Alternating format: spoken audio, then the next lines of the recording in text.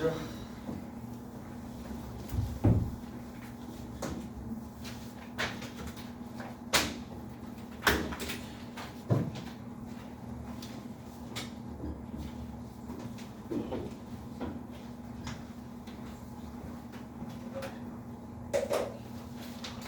누앙사 먼저 보겠습니다.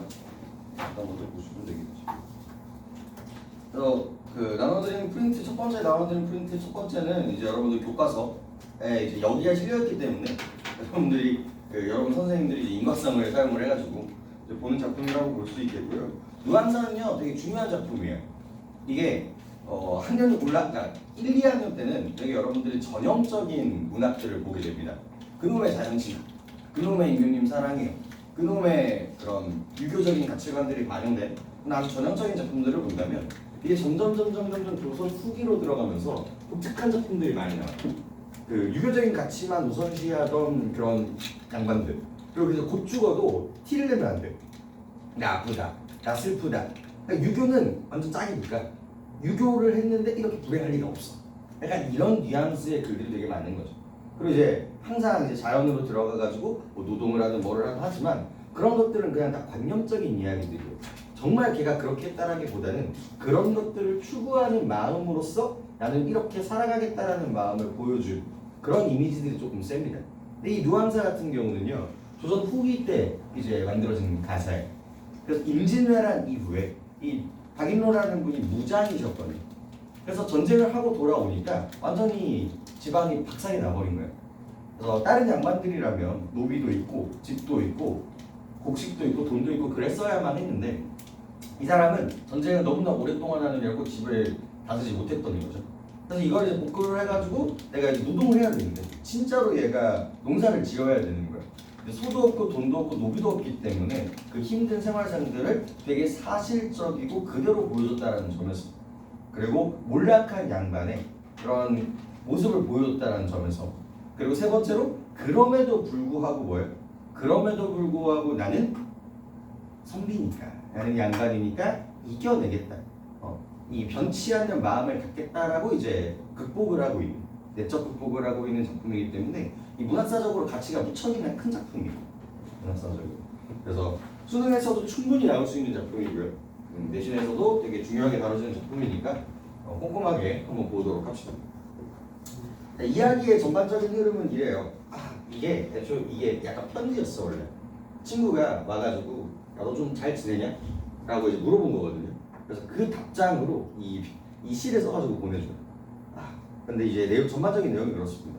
내가 그 임진왜란 때 열심히 싸워가지고 돌아왔거든. 그런데 와 보니까 아무것도 없는 거예요. 그래서 내가 열심히 일을 하려고 해봤는데 그 옛날에 이 소를 빌려준다는 사람이 기억이 났던 거죠. 그래서 그 소를 빌리러 갔는데 어때? 거기서 핀잔만 주는 거예요.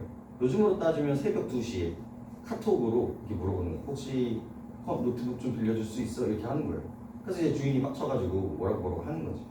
돌려 말을 하지만 결국은 야 어떻게 맨입으로 그래. 저기 옆에 있던 애는요 풍닭이야. 맥주랑 사가지고 나랑 좀 갖고 갔거든. 너도 나중에 좀 그런 거 좀 갖고 와. 약간 이런 식으로 이제 돌려보내게 된다는 거죠. 그래서 돌아와가지고 생각을 해가지고 해보니까요 포기를 해요.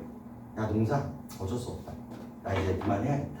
그러면서 이제 포기를 하는데 이거를 마냥 나쁘게 보면 안 되는 게 뭐냐면 그럼에도 불구하고 내가 죽만 먹고 살아도 뭐는 지키겠다. 양반으로서의 지조는 내가 지키면서 이 가호를 지키면서 살겠다.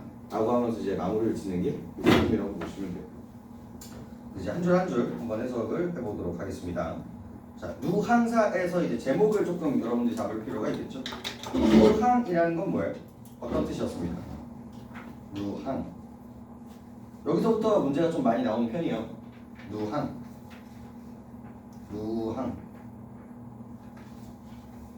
처음 여러분들 처음 배운 거 아니잖아요. 이거 끝났어요, 진도는? 진도는 끝났어요. 그래서 누추한 거처에서 쓰는 노래라고 생각을 해주시면 됩니다. 이미 제목에서요, 약간 가난함이라는 공간 이미지가 이제 만들어지는 거죠. 이게 조선 전기만 하더라도 이렇게 가난하면요, 그냥 관용적인 표현이었어요. 나 그냥 뭐 하겠다. 우리 만흥에서처럼 그 소박하게 살겠다. 긍정적인 이야기였는데 여기서는 진짜 가난이라고 생각을 하시면 됩니다. 어리고 우월할세 인의 우에 덧이 없다. 자, 어리석고 어리고는요 이때 어리석고로 반영이 됐었고요. 어리석고 세상 물정에 어두운이라. 이내 우해 덧이 없다. 우리 우위 우해 이 부분은 좀 많이 외워달라고 부탁을 했었죠. 이 방향성을 나타내는 건 언제나 의미가 있어요. 그래서 어리석고 세상 물정 어두운이가 나보다 더한 사람이 없다라는 거죠. 내 위에 사람이 없는 거예요. 내가 최고 바보고 내가 최고 어리석은 거죠. 길흉화복을 한 알에 붙여두고 길흉화복은 뭡니까? 좋고 나쁨이겠죠. 좋고 나쁨의 이 운명을 하늘에 붙여두고 하늘에 맡겨두고 여기서 이제 뽑아내셔야 되는 게 운명론적 세계관이에요. 이게 되게 성리학적 태도인 거거든요. 이 모든 것들이 하늘에 달려있다. 그래서 운명론적 세계관 정도는 적어봅시다. 운명론적 세계관. 그리고 해석이 안 되면 멈춰요. 정확하게 해석을 할 수 있어야 돼요. 그 다음에 누한 가난한 거리라고도 이야기를 하고요. 가난한 집이라고도 하셔도 됩니다. 가난한 거리 깊은 곳에 초막을 지어두고 이렇게 해석을 하면 일반적으로 가난한 거리에 초막, 초가집을 지어두고 이 초막 동그라미 치시고요. 이게 화자의 거처입니다. 공간감 만들어주시면 되겠고요. 이제 항상 문제 출제 포인트는 뭐예요? 자연 속에 있는 그 공간이죠. 모처, 띠집, 수간모 이런 아이들이 있었죠. 삼간, 초려 삼간 얘네들은 아주 긍정적인 자연 속의 공간이고 얘는 부정적인 가난을 상징하는 공간이 되게 되는 거예요. 예. 저희 이거 그거에서 리뷰만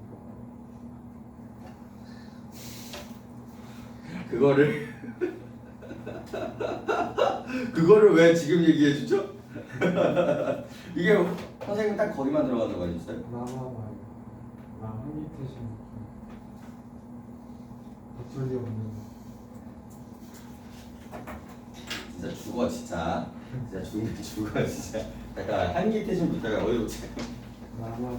네, 라마바 한기태신부터 잠깐만 체크만 할게요. 앞부분은 좀 편히 들으시고요. 그러면 너무한 거 아니냐.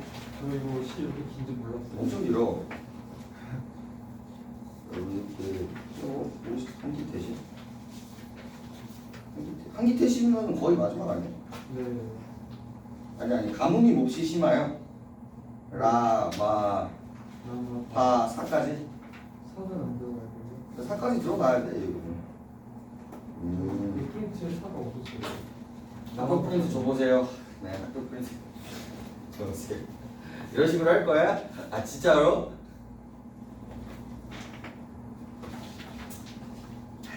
본사 3부터 들어가는군요.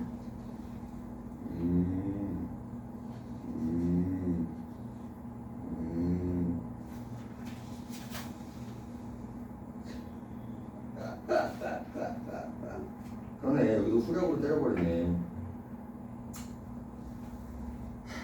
이거 말고요. 우리 처음에 드린 프린트로 앞에 좀 볼게요. 가볍게만 같이 읽어드리고 여기에서부터만 조금 빡세게 이야기를 한번 해보도록 하죠. 쉣. 자, 이럴 거야. 라부터 보시면 되겠네요.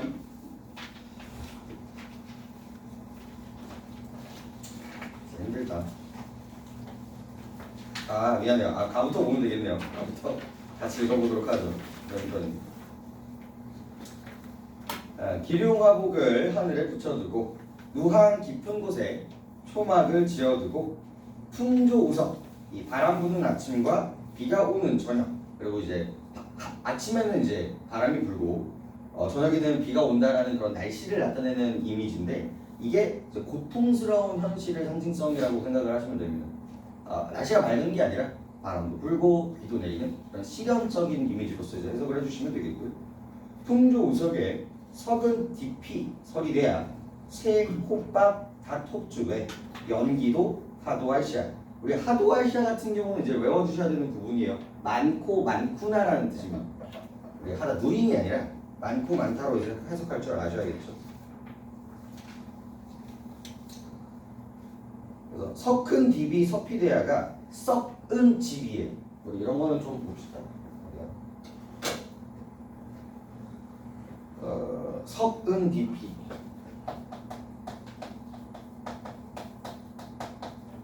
이거 보이시나요? 이거 같은 경우는 얘가 그 당시에 뭐가 없었어? 된소리가 없었어요. 그래서 이렇게 그냥 예사소리로 적었던 것들을 이제 확인할 수가 있고요. 이 DP 같은 경우는 지금 뭐가 되는 거예요? 이게 뭐가 돼? 이게 집이 된단 말이에요. 그래서 이 디귿이 지읒으로 변하는 모습을 이걸 뭐라고 불러요? 구개엄마라고 이야기를 하죠. 그 당시에는 중세 때는 구개엄마가 존재하지 않았고 현대로 넘어오면서 구개엄마가 생겼다. 이런 식의 이미지도 볼 수가 있겠고요. 그 다음에 이제 재음소화라는 기능도 있어요. 이 DP 이거 묶어보면 어떻게 돼? 이게 이거거든요. 그러면 비읍이랑 히읗이랑 이제 뽑아주시고요. 얘가 우리 안으로 들어가면 됩니다. 그래가지고 얘가 집이 되는 거예요. 이거를 다시 음소로 나눈다라고 해서 재음소화라고 얘기해요. 이 피읍을 비읍과 히읗으로 쪼개버리는 거예요. 그래서 히읗은 뒤로 보내고 비읍은 얘가 살아있는 거죠.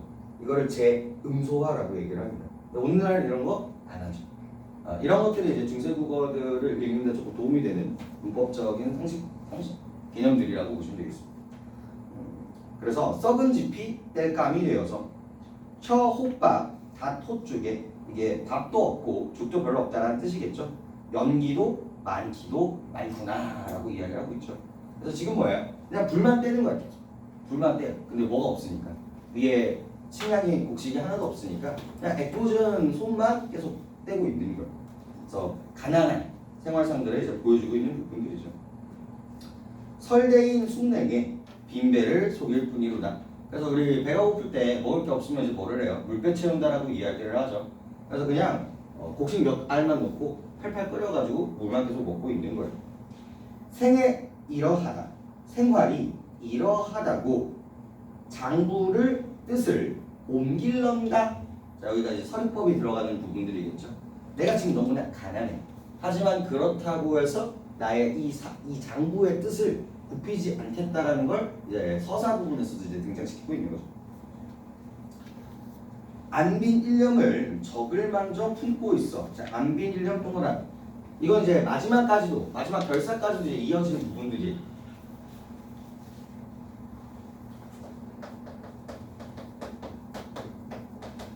이게 앞에서 나오는 안분지족이랑 똑같아요. 가난하지만 족하면서 살아가는 이 마음을 적을망정 품고 있어서 수의로 살려 하니 날로조차 저어된다라고 이야기가 되고 있죠. 수의 동그라미 쳐볼까요? 수의. 이 수의라는 게 옳음이래요.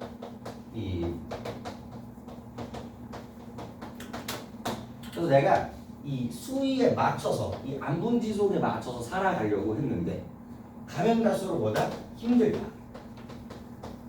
이거를 조금 이제 문학적인 표현으로서 이제 뭐라고 얘기하는 거야? 나는 이거를 하고 싶은데 점점 이렇게 되는 나의 모습이 너무 힘들어. 이걸 이제 뭐라고 불러요?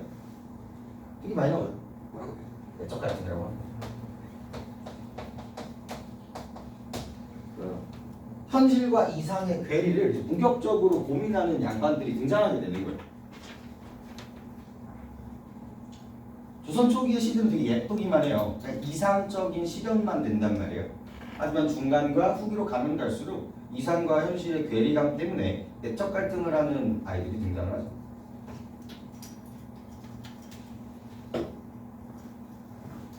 보죠.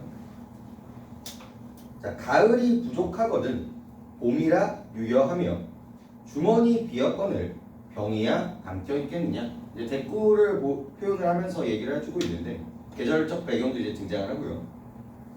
그 당시에 이제 가을이 가장 풍족했던 시기였어요. 그렇게 저장 생산량도 그렇게 많지 않았고 저장도 그렇게 훌륭하게 되지 않았던 시대였기 때문에 가을에만 이제 가장 풍족했다는 거지. 딱 추정을 했습니다. 근데 가을에서도 이렇게 부족한데 봄, 우리 보릿고개라고 이야기를 하죠. 보리를 채취하기 전에 그 봄 단계. 거기도 이제 유여하겠는가? 우리 유여는 기억해달라고 했어. 우리가 상충곡에서도 이제 나오는 단어죠. 뭐예요? 유여. 풍부하다. 풍족하라, 넘쳐나라. 되게 긍정적인 속성을 갖고 있는 단어이기 때문에 기억해 주세요. 다른 작품에서도 되게 유용하게 사용이 됩니다. 여유가 있겠느냐? 주머니가 비었거늘 병에 담겨 있겠느냐? 우리 병법을 한번 써볼까요? 이 병은 어때요? 우리 맨날 이 선비들의 풍류를 상징하는 도구로서 이제 뭐가 등장한다고? 그렇죠. 낚시와 이제 술이 등장을 하게 되는데 이 술이 담겨 있냐 안 담겨 있냐의 이미지라고 보시면 돼요. 이딴 거 없다고 이제 서리법을 기반으로 풍류도 즐기지 못하는 이 가난한 상황을 이제 얘기를 해주고 있고요. 빈곤한 인생이 천지간의 나뿐이라. 빈곤한 인생이 천지간의 나뿐이다. 기한이 절실하고 애국심을 이질는가? 자, 기한, 배고픔과 추위가 절신, 몸을 끊는다라고 해도 일단심, 이거랑 똑같은 거죠. 뭐 해석이 여러 가지로 될 수가 있는데 앞에 이제 맥락과 이제 이어주게 된다면 뭐예요? 안분지죠.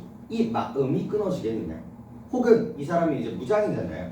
그래서 이 나라와 임금을 생각하는 이 마음이 끊어지겠느냐? 이런 식의 의지적인 태도를 좀 보여주고 있는 거고요. 분의 망신하야 죽어야 말려 먹여 무탁구랑에 줌줌이 모여놓고 병과 오제에 감사심을 갖고 있어 이시서렵하야 멋백전을 지었는고라고 이야기를 하죠. 여기서는요 과거 해상이 들어가요. 과거 해상. 여기는 의역본을 조금 바로 보시면 좋을 것 같아요. 의역본을 한번 바로 보죠. 의에 분발하여 내 몸을 돌보지 않고 죽고야 말겠다라고 마음을 먹어서 이게 그때 이제 임진을 할 때 내가 마음을 먹은 거야. 나를 돌보지 않고 내가 죽겠다. 이 나라를 위해서 죽겠다. 전대와 망태에 한 줌 한 줌 모아놓고 전란 5년 동안 죽고 말리라는 마음을 가지고 있어 죽음을 밟고 피를 건너 몇백 전쟁을 치렀더냐.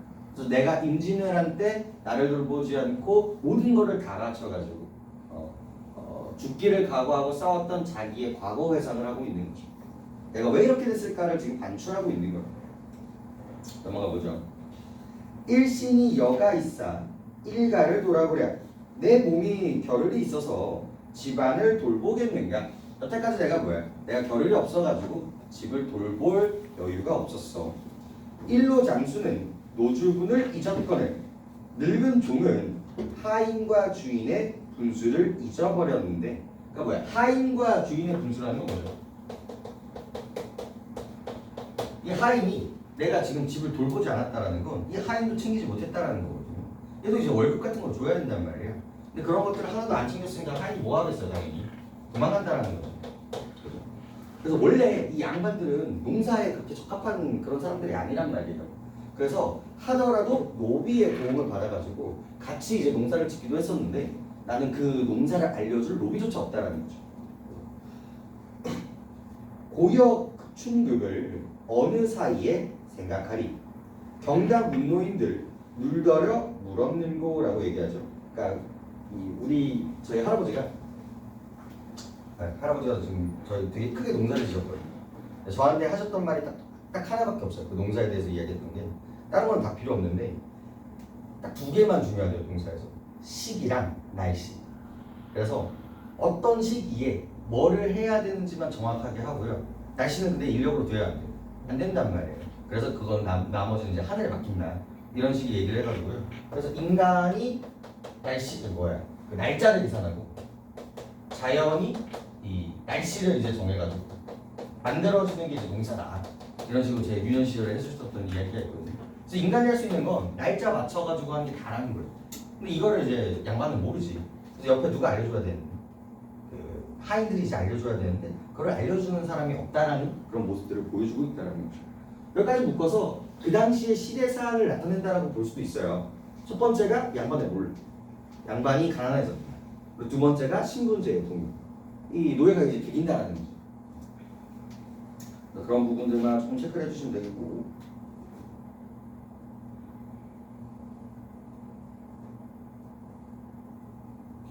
그래서 고려 충급을 어느 사이에 생각하겠는가? 경남 문노인들 날더려 말라난곡 밭가는 일은 마땅히 노비에게 물어야 하거늘. 이 경남 문노가 그렇죠. 물더러 누구에게 물을 것인가? 하나도 없다는 얘기죠. 군경가색이 내 분수인 줄을 알리로다. 자, 군경가색 동그라미 쳐볼까? 이게 몸소 씨 뿌리고 밭 가는 일이 이게 나의 분수인 줄을 알겠도다. 여기서 나타나는 이 화자의 감정을 물어보면 여러분 뭐라고 대답할까요? 아, 그렇지. 나의 상황이 이렇구나. 이거 내가 해야 되는구나. 체념이고 현실을 수용한다라는 감정이 이제 등장하게 됩니다. 체념적 태도, 체념적 감정이 등장하는 거죠. 신야 경수와 농상 경홍을 천타할 리 없게나 마는 이 산야 경수, 농상 경홍 전부 다 이 밭 갈던 늙은이를 상징하는 단어들이에요. 그래서 양반이 노동을 한다라고 해서 천하다고 할 사람은 없지만 아무리 갈고자 한들 어느 소로 갈 것인가? 이제 밭을 가려고 하면 이제 소가 필요한데 이 소가 없으니까 내가 갈 수가 없다. 라고 하면서 신세한탄을 하면서 고민하고 있는 장면이라고 보시면 되겠습니다. 이제 오프닝은 어때요? 오프닝은 나의 현실 상황을 이제 이야기를 해주면서 이럼에도 불구하고 내가 지조와 절개를 지키겠다. 근데 이게 자꾸 왔다 갔다 하면서 내적 갈등을 이제 보여주면서 이제 오프닝 서사가 시작이 됩니다. 그러면서 이제 자기 상황을 조금 더 이제 설명을 해주는데 과거에서 약간 꼰대 느낌이 이제 드는 거죠. 아, 내가 과거에는 이랬고 내가 이렇게 가난하게 됐던 건 다 뭐야? 나라를 위해서 열심히 싸웠던 건데 상황이 이러하니까 어쩔 수가 없구나. 그래서 내가 열심히 노동을 하려고 했는데 소가 없어서 걱정이야. 라는 식의 이야기들을 하게 됩니다. 좀 많이 틀려오는 문제 유형 중에 하나가 뭐였었냐면 그거거든요. 얘는 지금 바꾸는 거를요. 긍정적으로 생각해 받아들여요? 부정적으로 생각해요? 받아들인다는 게 포인트예요. 그래서 문제가 바꾸는 것들을 천하게 생각하고 있고 노동하는 것들을 되게 부정적으로 생각하고 있다는 게 틀렸다라고 보시는 게 맞아요. 얘는 받아들이고 납득하고 있어요. 이런 부분들. 자, 그럼 이제 다시 원문으로 와서 이제 여러분들 이제 범주죠. 한기태신부터 한번 보도록 하겠습니다. 정말 이런 거는 일찍 알려주세요. 두 번째 페이지 중간부터 있네요.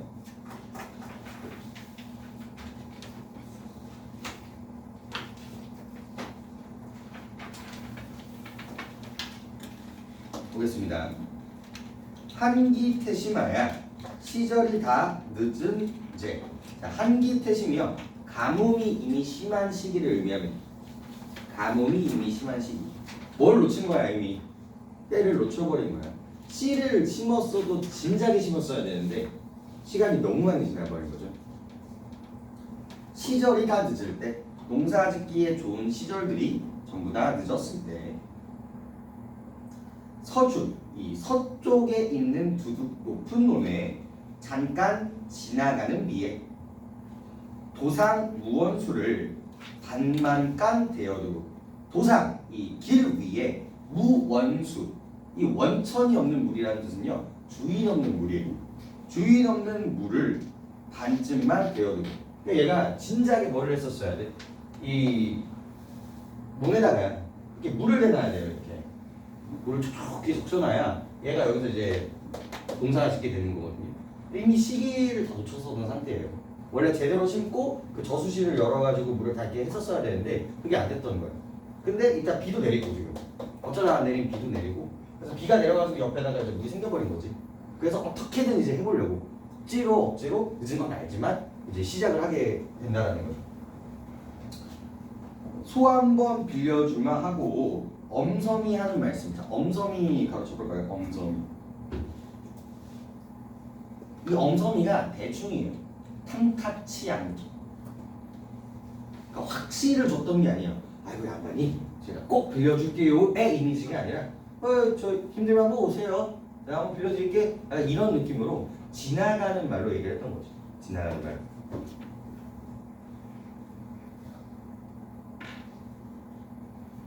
소 한번 빌려주마 하고 대충 했던 말씀을 기억해가지고 친절하라, 친절하구나. 여기 집의 달 없는 황혼에 허위허위 달려가서 자, 친절호라 동그라미 쳐볼까요? 친절호라. 지금 얘는 지금 착각을 하고 있는 거예요. 아, 얘는 진짜로 빌려주는 줄 아는 거죠. 그래서 뭐 어떤 모습을 보여요? 기대에 찬 모습을 갖고 있는 거예요. 아, 얘 소를 내가 빌릴 수 있겠구나. 그리고 허위 동그라미 쳐볼까요? 허위.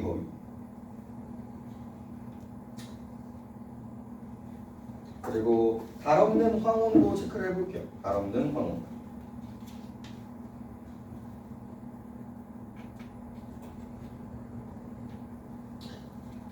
일단 가는 것도 일단 시간이 되게 늦어요.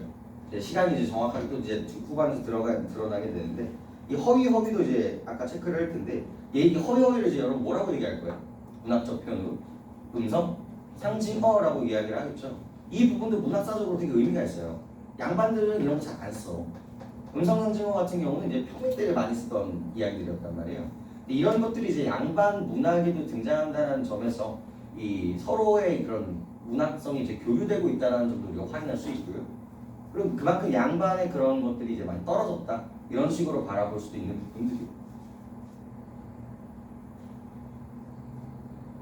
그리고 이제 이 사람의 모습을 생동감 있게, 현장감 있게 드러내고 있다. 이런 부분들도 이제 괜찮아지는 단어죠. 허유에 갔는데 굳게 닫은 문 밖에 어둑히 혼자 서서 큰 기침 아하미를 양구토록 한 후에 양구토록이 생각보다 좀 많이 물어봐요. 양구토록 뜻이 뭐죠? 양구토록. 오래도록. 그래서 얘가 막상 왔는데 양반이잖아요. 원래 어떻게 해야 돼? 이리 오너라 이렇게 얘기를 해야 된단 말이에요. 근데 민망하니까 그냥 이러고만 있는 거예요. 이리 오너라 하면 뭐야? 이 사람 빈정상하면 안 빌려줄 수 있잖아요. 그래서 밤늦게 나 밖에 있어요? 라고 이렇게 소심하게 이렇게 얘기를 하고 있는 모습이죠. 그래서 민망해가지고 이때의 감정은 민망하다. 그리고 내적 갈등 이런 부분들로 이제 체크를 할 수 있는 부분이죠. 자, 그 다음 부분부터는 이제 체크를 해놓으시고요. 여기서부터 이제 출제 포인트는 뭐냐면 나와 그 사람의 대화가 드러나요. 여태까지는 독백이었거든요. 근데 여기는 뭐라고 볼 수 있어요? 대화라고 볼 수 있어요. 그래서 화자가 누군지를 정확하게 캐치를 하는 게 이제 출제 포인트예요. 승민곡 때 감녀와 을려를 구분했었잖아요. 여기서도 마찬가지.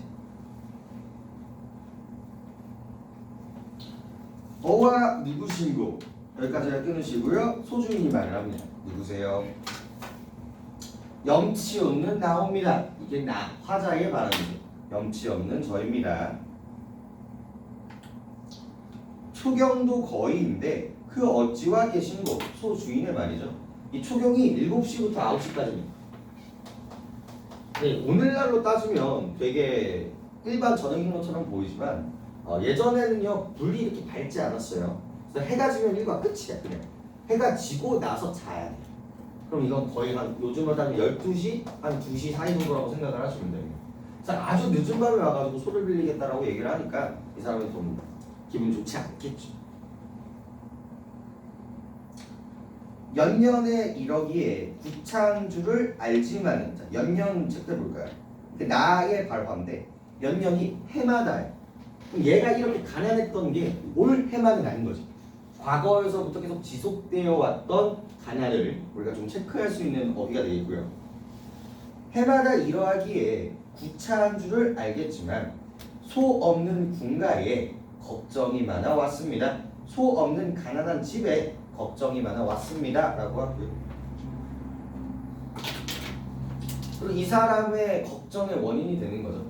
갈등의 원인이라고 볼 수도 있고요. 걱정의 원인이라고 볼 수 있는 소재가 됩니다. 자, 그러면서 이제 소주인이 얘기해요.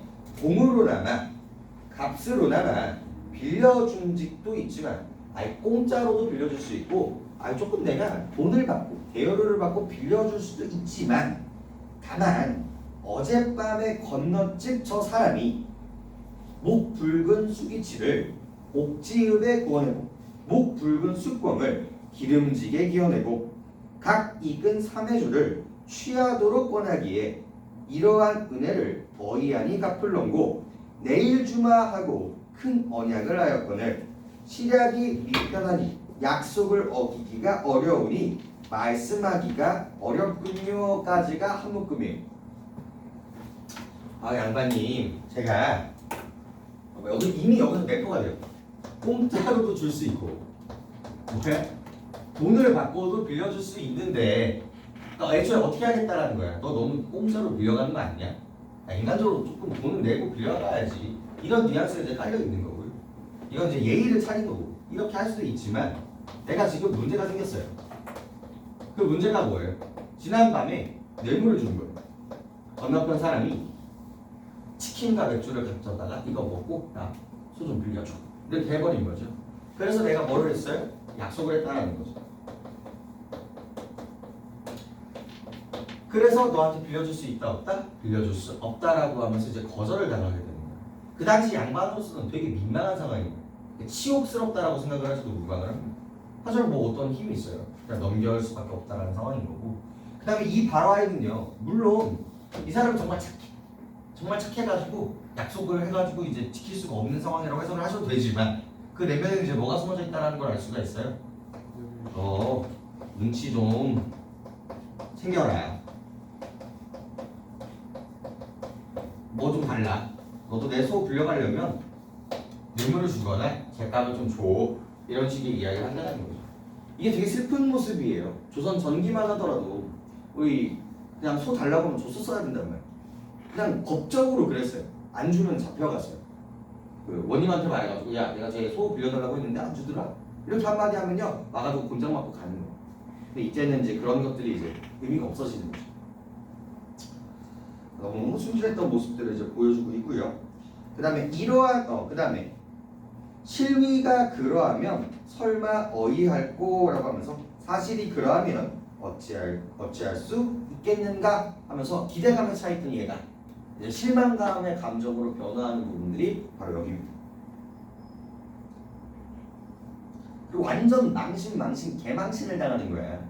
그럼 이제 돌아오는 길에 나의 모습을 어떻게 했어요? 엄청나게 초라하겠죠. 그래서 이 초라한 모습을 헌 모자를 숙여 쓰고 축 없는 집신에 다 떨어진 집신에 자 동그라미 쳐볼까요? 가로 묶어봅시다. 여기까지가 초라하고 가난한 화자의 모양새를 묘사한 겁니다.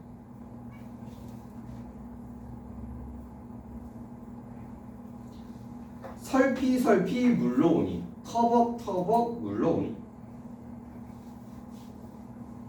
그래서 행동도 조금 달라요. 허비는 약간 이렇게 나오거든요. 터벅하면 어때요? 힘이 빠져서 이제 가게 되는 거죠. 이게 생동감 있게 보여주고 있는 거예요. 내 실감난 나름. 풍채적은 형용에 체구가 작은 모습에 이렇게 쪼그라든 거야. 못 빌려가지고 개짖을 분이로다. 이놈의 개새끼가 나를 더 어떻게 해주는 거야? 비참하게 만든다고 볼 수 있겠죠. 내 모습이 너무 초라하고 개망신당하고 쪽팔린 거라는 것을 이런 식으로 이제 표현하고 있다라고 보시면 되겠습니다.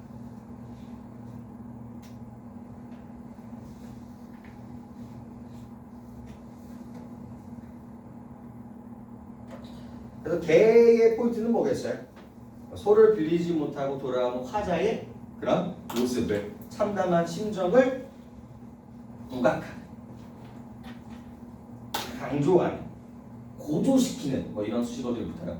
강조한다, 고조시키는 소재가 됩니다.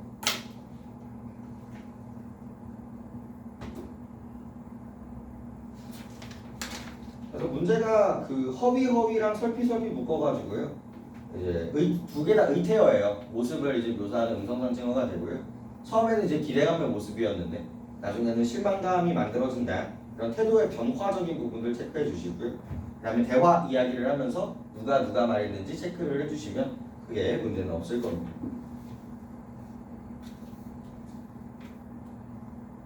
그리고 거절을 뭐 이런 문제들도 나오는데 거절을 이 사람이 직접적으로 했어요? 간접적으로 했어요? 간접적으로 한 거야. 안 빌려줘 이게 아니라 돌려 표현했다라고 얘기해서 간접적 완곡한 표현 이런 식의 이야기들이라고 보시면 되겠습니다. 중략되지 않았지?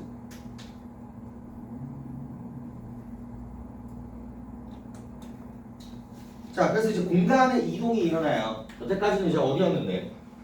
여기까지는 이제 거리와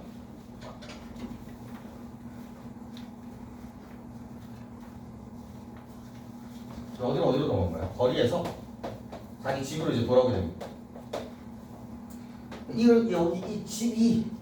집에서 이제 뭘 하는지 좀 보시면 돼요. 집에 돌아오니까 이제 생각이 많아지는 거죠. 대쪽으로 돌아오니까. 와실에 들어간들, 와실이 달팽이 집이에요. 달팽이 집. 그래서 이거 역시도 가난을 상징하는 공간이라고 보시면 돼요.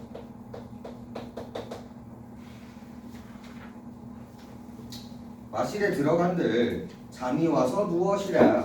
잠이 와서 누웠겠느냐? 잠이 와가지고 누운 게 아니라 할 수 있는 게 아무것도 없어서 그냥 누워버렸다는 뜻이겠지.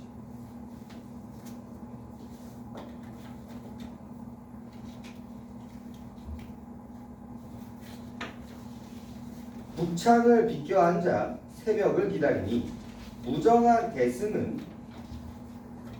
안해한 도우도다 이렇게 얘기를 하고 있죠.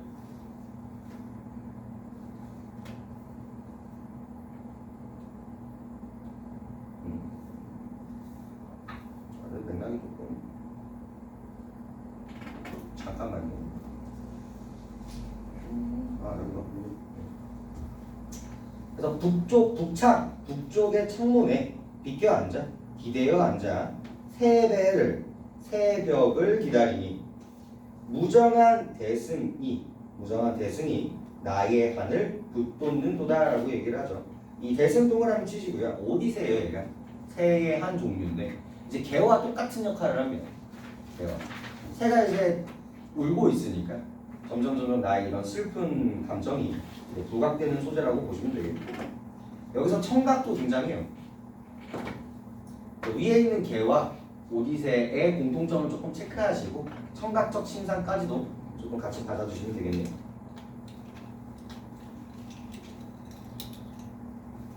그리고 이 개와 대승을 묶어서 뭐라고 하겠습니까? 개를 묶어서 이제 뭐라고 하겠어? 그래서 어깨 가는 상황이라고 하는 거야.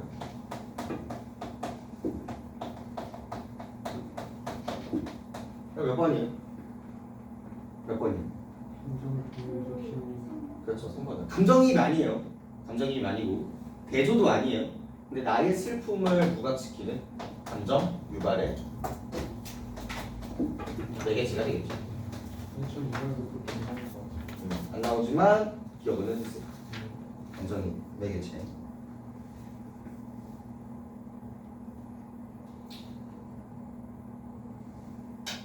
종조 추장하며 그러면서 아침이 끝날 때까지 슬퍼하며 먼들을 바라보니 즐기는 농가도 흥이 없어 들리는구나.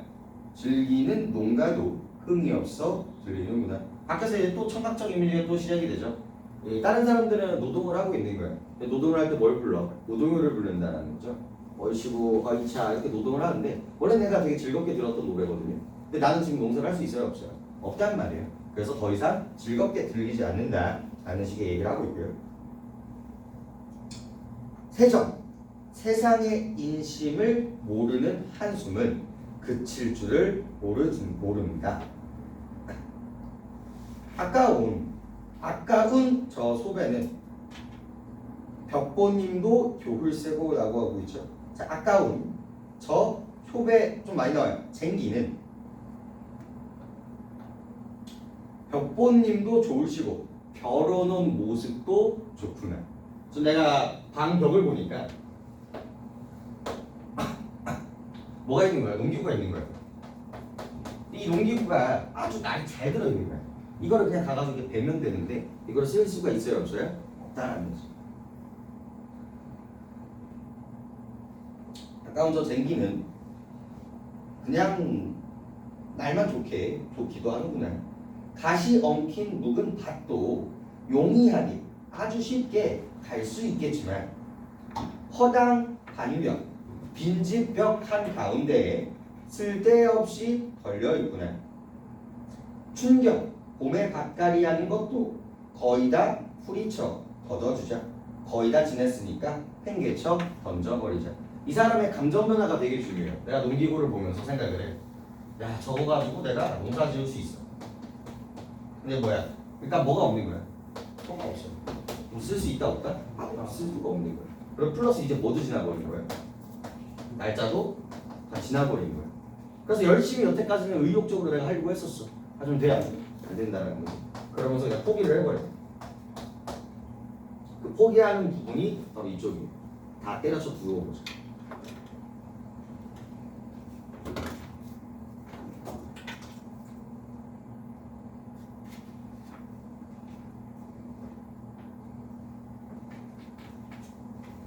그리고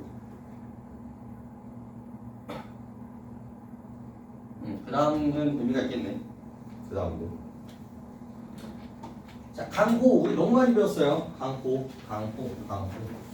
강포 뭡니까? 강과 호수죠. 결국 뭐로 해석해야 된다고요? 자연을 해석하고요. 무슨 법 베이스라고요? 대유법 베이스로 될 수가 있겠죠.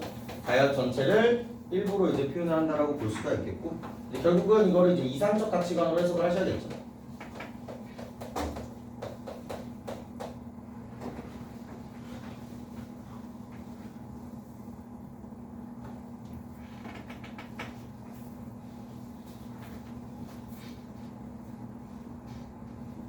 강호의 한 꿈을 꾸은 지도 오래라니.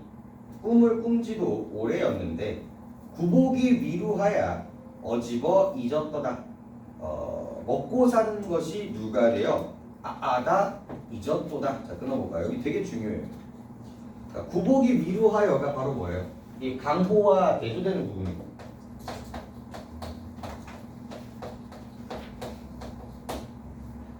그래서 내가 이게 원인이고요. 이거를 잊은 게 결과가 되는 거예요. 인과성 체크를 하시고요. 여기에서 내가 뭐가 일어나는 거예요? 내적 성찰과 반성이 일어난다라고 보시면 맞습니다.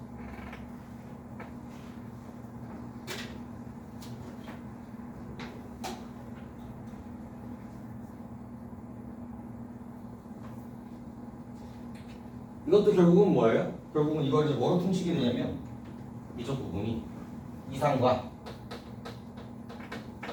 현실의 뭐에서 오는? 괴리에서 오는 갈등을 보여주고 있다는 걸 확인할 수 있죠. 정말 많이 나와요. 결국 주제의식이기 때문에. 하지만 그럼에도 불구하고 이 사람은 이걸 극복한다, 이런 이야기가 될 수 있겠죠. 이게 우리가 배우는 윤동주의 제품군과도 다를 게 없어요. 이게 존나 힘든데 그래도 이겨낼 거야. 약간 이런 뉘앙스로.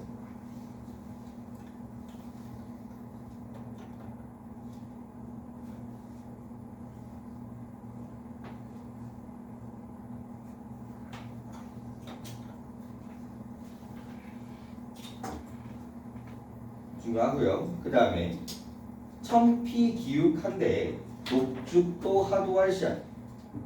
저 물가를 바라보니 푸른 대나무가 많기도 많구나.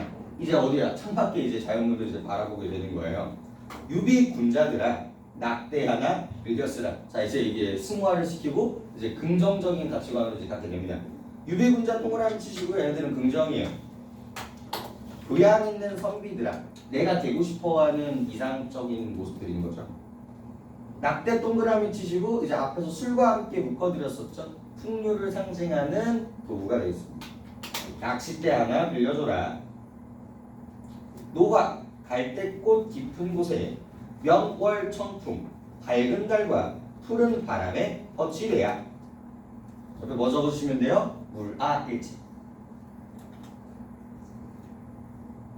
자연에 거치되어서 임자 없는 풍월강산에 절로절로 늙으리라. 우리 이거 시도 본 적도 있었죠. 강산도 절로절로, 바람도 절로절로, 나도 절로절로 늙겠다. 이런 식의 그런 시조들이 다 이렇게 다가서 있는 거예요.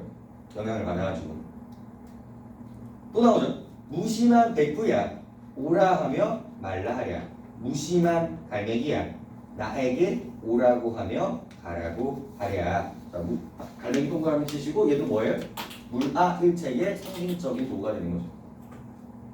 그냥 전형적인 소재들이 전부 다 등장하는 거예요. 청풍명월, 풍월간상, 백구. 그럼 백구야라고 하는 순간 얘 뭐라고 했어요? 자연이랑 친구 먹는 순간 무슨 법을 다 베이스로 하고 있다? 의인법을 베이스로 하고 있다는 거 놓치지 마시고요.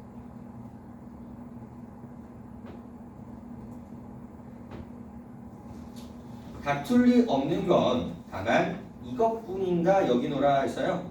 인가 이것뿐인가 해서 이것은 뭐죠? 아까 좀 열심히 말했었던 자연들.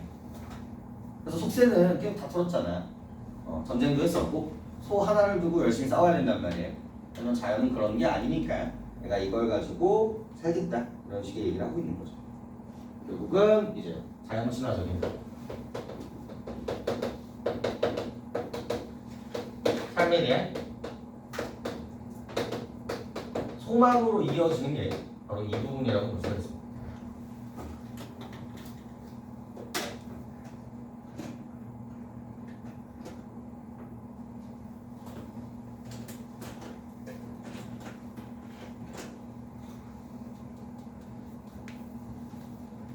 여기까지가 여러분들 프린트인가요? 파툴리오 파툴리오. 네.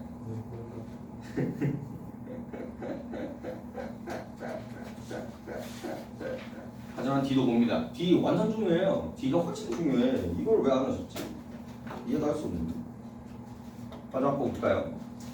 무상한 이 몸에 무슨 자치가 있으리랴마는, 자, 별 볼 일 없는 이 몸에 무슨 의지와 취향이 있겠냐마는 두세 일엉 반론을 다 묵혀 던져두고 세년적 태도를 보여줍니다. 완전 포기한 거예요. 아니 못하겠어. 있으면 죽이요 없으면 국물망정. 남의 집 남의 것은 전혀 부러워하지 않겠다. 여태까지 소와 그런 남논과 밭들을 계속 이제 탐했지만 결국은 이제 못하잖아요. 그래서 이제 이거를 극복하고 자존심을 회복하려고 하는 노력을 보여주고 있는 거야. 내가 더 이상 저런 데 욕심을 부리지 않겠다. 내 빈천, 내 가난을 싫게 여겨 손을 내다 물러가며 남의 부귀를 부럽게 여겨 손을 이리와 손을 치며 나아오겠느냐? 라고 하면서 이것도 역시 운명론적 태도를 보여주고 있는 부분이에요. 내 가난을 내가 좀 꺼져라 라고 한다고 해서 갈 거면 남의 그런 부귀를 내가 오라고 해가지고 오겠느냐는 거지.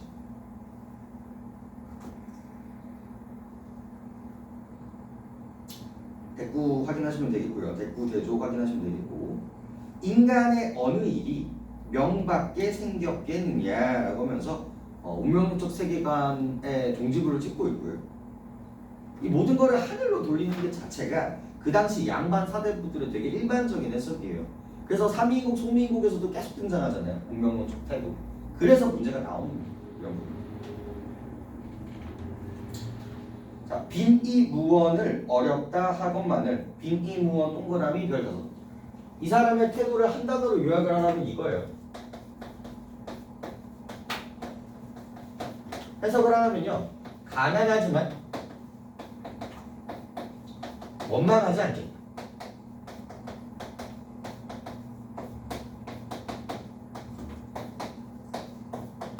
이 가난하다는 건 뭐야?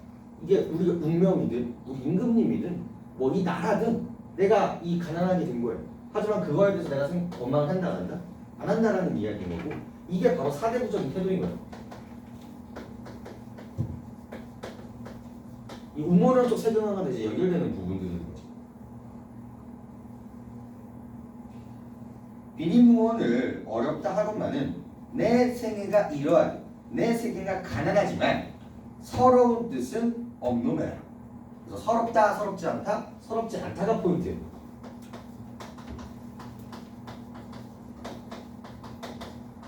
그리고 원망하지 않겠다. 아니, 여기서 이제 문제가 어떻게 나와? 봐봐, 얘가 서정갈래란 말이야. 그럼 얘가 주제야. 그럼 이거 여러분한테 물어보고 싶으면 어떻게 하면 돼요? 이거 반대로 내면 돼요. 그래서 세상을 탓하고 있다, 원망하고 있다, 좌절하고 있다. 이런 어휘들로서 여러분들을 낚시하는 문제들이 이제 등장하게 될 거라는 거죠. 수능은 여기서 나와요. 항상 구조가 그래요. 이제 대신은 똑같지만 조금은 까다롭게 얘기하겠죠.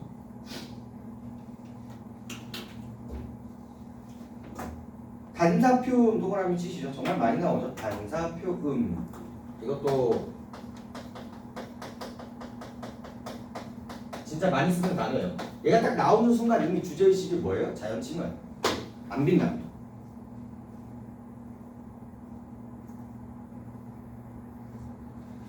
우리 단사표음을 그냥 퉁치면 뭐가 돼요? 그냥 가난한 생활.